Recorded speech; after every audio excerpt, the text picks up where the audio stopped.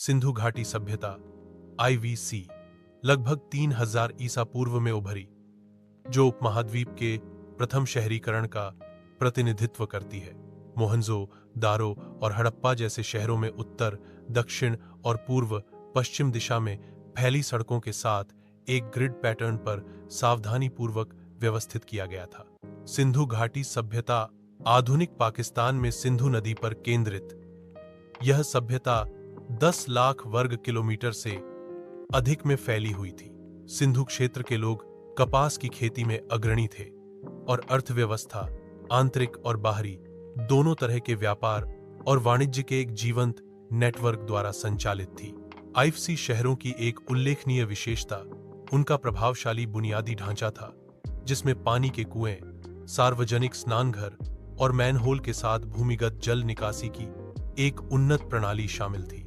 IVC की सामाजिक आर्थिक संरचना एक स्थिर कृषि प्रणाली पर आधारित थी, जो पशुपालन और शिकार द्वारा पूरक थी। 1300 ईसा पूर्व के आसपास सिंधु घाटी सभ्यता के पतन के बाद इंडो यूरोपीय लोगों के आगमन से वैदिक काल की शुरुआत हुई। वैदिक समाज पितृसत्तात्मक था, जिसमें पिता परिवार के मुखिया के रूप में कार्य करता था। वैदिक युग में वर्ण व्यवस्था का विकास हुआ, जो शुरू में रंग पर आधारित थी, लेकिन बाद में पेशे पर आधारित हो गई। वैदिक अर्थव्यवस्था गांव आधारित और कृषि प्रधान थी, जिसमें मवेशी मुद्रा के रूप में काम करते थे और धर्म वेदवाद पर केंद्रित था।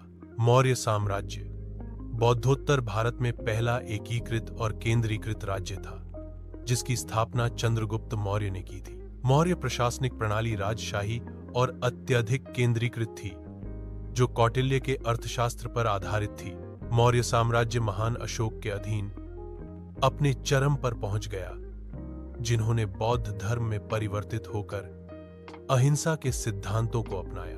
गुप्त काल को अक्सर भारत का स्वर्ण युग कहा जाता है, जो अद्वितीय सांस्कृतिक और बौद्धिक समृद्धि का समय था। इस अवधि में अंकन की दशमलव प्रणाली और शून्य की अवधारणा विकसित की गई थी।